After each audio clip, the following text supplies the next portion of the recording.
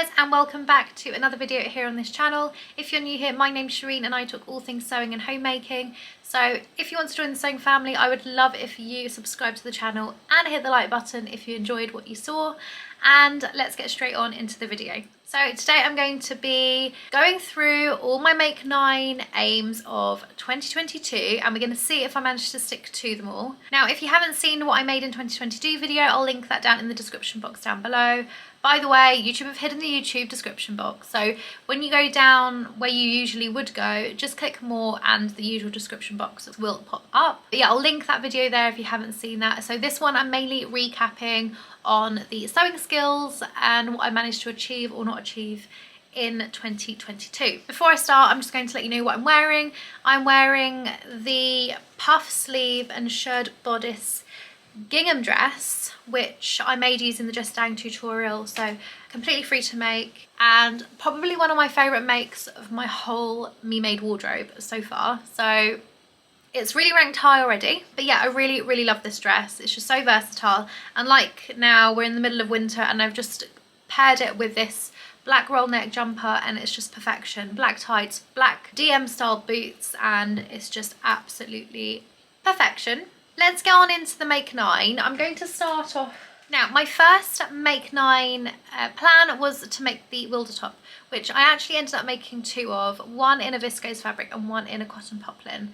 Now, the main reason why I wanted to make this one was I wanted to learn, or practice rather, cutting a pattern on the bias. And this definitely did that because my first attempt was with viscose, and stupidly what I'd done is cut the pattern out and left it hanging, cut but not sewn, and I didn't stay stitch any of it, and when I came to putting it together none of it made sense and I really thought it was me. I really thought I was doing something wrong, but actually it had just changed shape so much that the pieces didn't match up anymore. So that was a huge learning curve, which then meant that I made it in the polycotton, which was so much easier. So yeah, that's something I would recommend if you haven't really cut on the bias before and you want to practice. This is a really good challenging one to do. I also wanted to do a little bit more of elastic channeling, which this also needed because I did an elasticated wrist just like this one. And that was really good to learn that as well. So yeah, if you're thinking of doing something like that, I would probably start with a polycotton. If you want to challenge yourself even more, then moving on to a viscose would work really well as well. But yeah, that was a really fun one to do and a really versatile piece for my wardrobe because it's something that I can just throw on holiday over my shoulders. So I am intending to make some more of those as well, but they also can be a little bit more of a statement piece also. So yeah, successful one. Now my second Me Made plan of 2022 was the Slouchy Gilet, which I ended up loving in the end. It looks really nice. I would say this is a bit more intermediate. There was lots of fiddling around, a lining piece, a non-lining piece, an asymmetric zip. There was just all sorts going on. It was actually really quite challenging, and I do want to make it again because there's a couple of bits that I know that I've made errors on that I do want to repeat. But all in all, it was really nice challenging make to do, and yeah, a really unique shape, really lovely tailoring, and I can't really fault it. If you haven't seen that one, I've also worn that quite a few times on my YouTube channel, so I'm sure you'll find it somewhere, and definitely on my what I made in 2022 video. Now the next piece was mainly chosen because I wanted to practice more with jersey fabrics and sewing with jersey and knits in general. And the sewing pattern that I chose to make was the M7531 jersey dress, which I actually ended up making a jersey top and actually a ski top, which actually turned out really lovely. There's a couple little amendments I want to make, and that's mainly because the fabric that I chose was a two-way stretch instead of a four-way stretch, which did make it a little bit more snug than I would have liked. So I made some amendments and I do want to make a couple more amendments on that as well. But it was a great one to practice with jersey fabric. For those of you that are new, until last weekend I haven't had an overlocker, and actually I managed to perfect my jersey sewing skills with just a sewing machine and zigzag stitch alone, and with using twin needles. So don't feel that you need an overlocker to work with jersey. I've managed to master that before I even had my overlocker, and this weekend I was just having so much fun. It was unreal. Now I understand what the hype is about, because the efficiency of an overlocker is just crazy. Anyway, so yeah, that was a really nice one to do, but I would just say make sure you check whether you've used a 4-way or a 2-way stretch fabric. If you have a 2-way stretch fabric, doesn't mean that you can't do it, but I probably would size up because again, there's a little less stretch. But yeah, really nice one, and definitely one that I think I'm going to be making quite a lot in lots of different variations. It's probably one of my favourite designs to wear on holiday, especially when it's really hot. Just a nice breathable jersey. Perfection. Now this next one I didn't actually make this one, and when I went back to look at my make 9s, I just looked at it and I thought, oh, I just don't think it's my style anymore. I think I would just be making it for the sake of making it, and that's not what I want to do. I want every piece in my wardrobe to be completely intentional and really versatile and a staple in my wardrobe for many years to come. So when I had that thought, I was like, no, just because it's on your make 9 doesn't mean you need to make it. So I put that one aside for now, and I'm sure the style will come back, but for now, and maybe I just need to find the right fabric for it really, but for now I've put that on the back burner and I've decided not to do that one. In terms of skills, I don't know if I would have learned a huge amount more. The peplum detail at the bottom I've actually made self-drafted with my flare peplum dress, which again you would have seen in my overview of 2022 video. So I don't think necessarily I've missed out on anything in that sense. I think what I did like about the original peplum design was the panelling on the sides, which I hadn't done before, but I'm sure I can find a different pattern to do that with, or an existing pattern that I can implement that into as well. So not all is lost with that one, but I decided not to go ahead. Now this next one is a beautiful dress. It's the M8090 and it's a tiered, almost like a caftan style dress, which I hadn't done in 2022, but I've started it.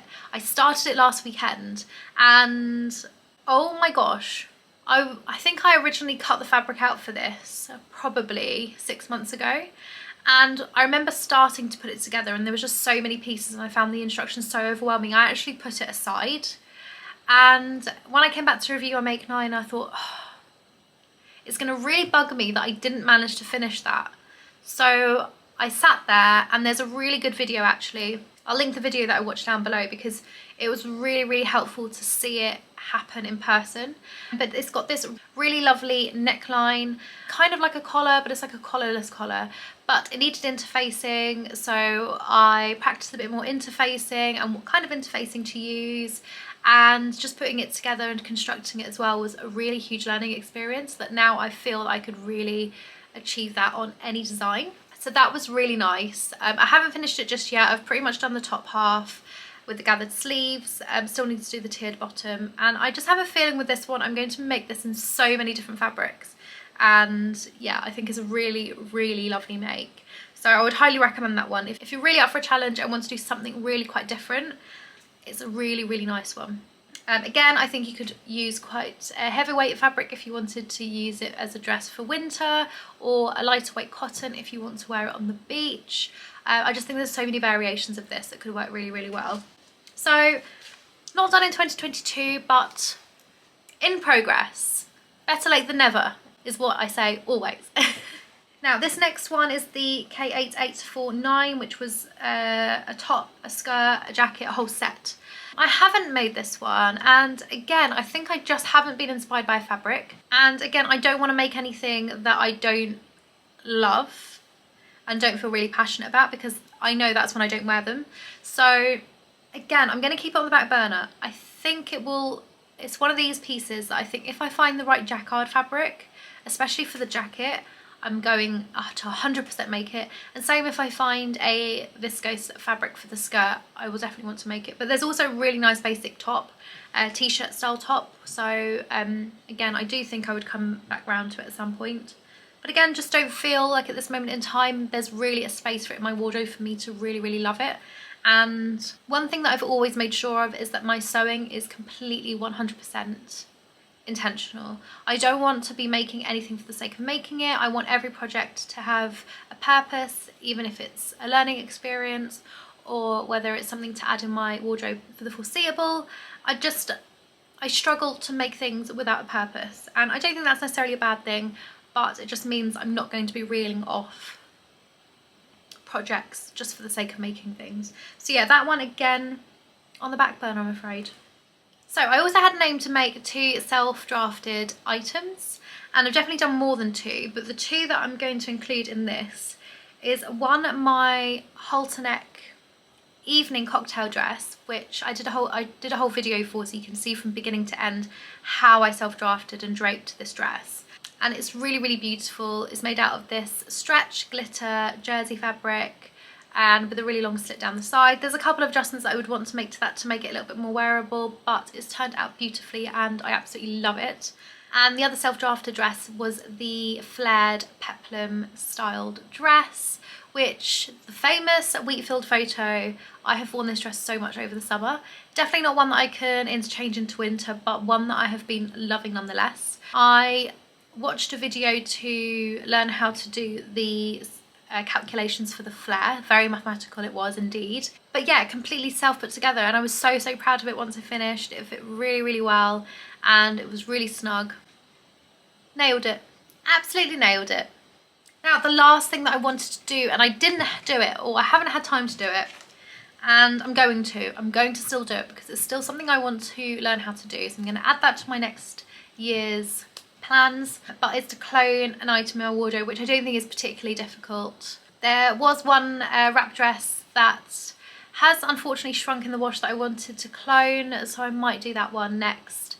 But yeah, I haven't done that just yet. I could do that to intertwine it with my other aim next year to do more lingerie, is to clone an existing pair of underwear that I really love. But yeah, if you haven't seen that video of what my next Make 9 for 2023 are, then do head on down in the description box down below for that video. But guys, I really hope you enjoyed watching this video. I would love to know whether you managed to achieve all your Make 9 aims for 2022 and what your new aims are for Make 9 2023. So guys, until next time, happy sewing. Bye.